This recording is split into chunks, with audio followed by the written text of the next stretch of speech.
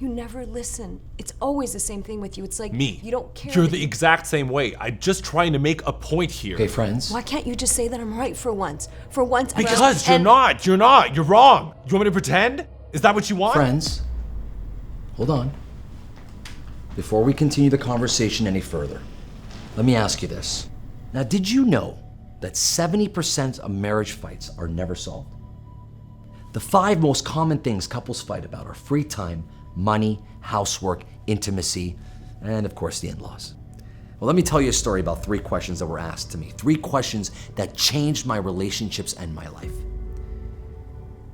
Starts in a fast food restaurant because, well, as a single parent, that's all I could afford. I was with my daughter, the one and only light of my life. We were at her favorite place where we went every single Friday. And we were already at our table when a couple walked in. You know, one of those couples, the ones that make you say, oh, look at them, they're in love. Now, truth be told, I had been divorced for 3 years. So instead, I'm thinking, all right, go get a room.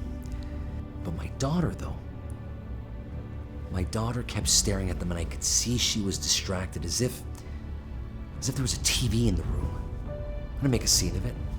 So I tried to continue as per our usual talk, you know, school, friends, presents for her birthday, but she just wasn't listening. She just kept on looking at them.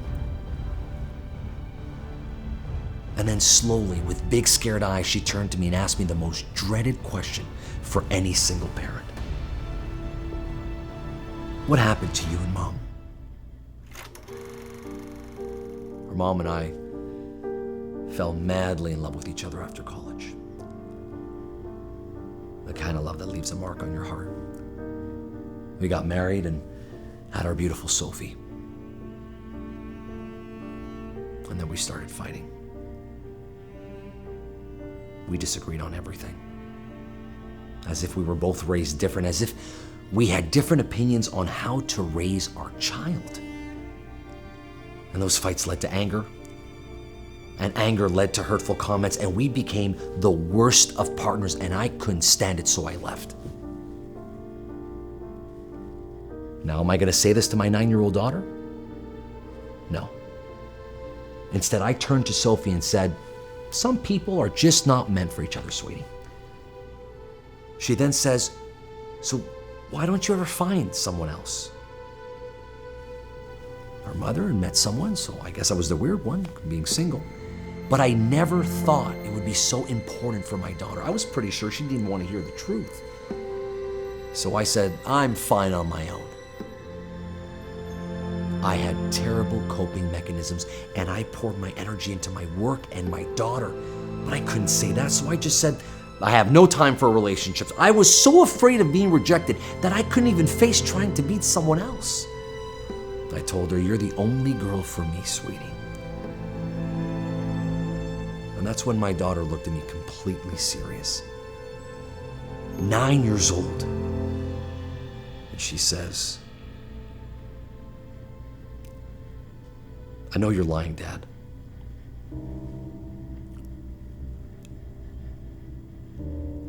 My heart stopped.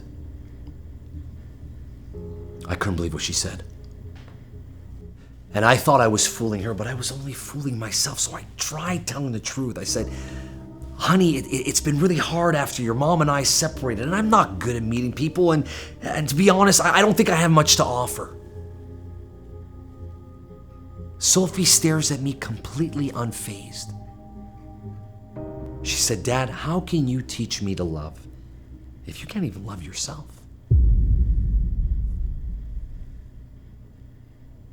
Her words hit me like a ton of bricks. How can I teach her to love if I can't even love myself? In her own wisdom, she taught me what I had missed. Had I loved myself truly, I could have loved my wife. Every fight I picked with her, every time I was angry or felt unheard, it was basically because I couldn't accept myself completely. My happiness depended on my wife loving me back. But that's wrong. You see, in order to love someone else, I needed to love myself first. I should love myself. I can love myself, and so can you. I'm not different. I'm not special, but I am deserving of love. And if you can see that, if you can see that you too deserve to be yourself and be happy today, you too could be happy in your relationships. It doesn't matter who you are, what you've been through, or where you come from. You can decide today to take action and start loving your true self and embracing it. Because then you'll be free to love unconditionally. You'll gain the ability to gift that power to others and change every single person in your life.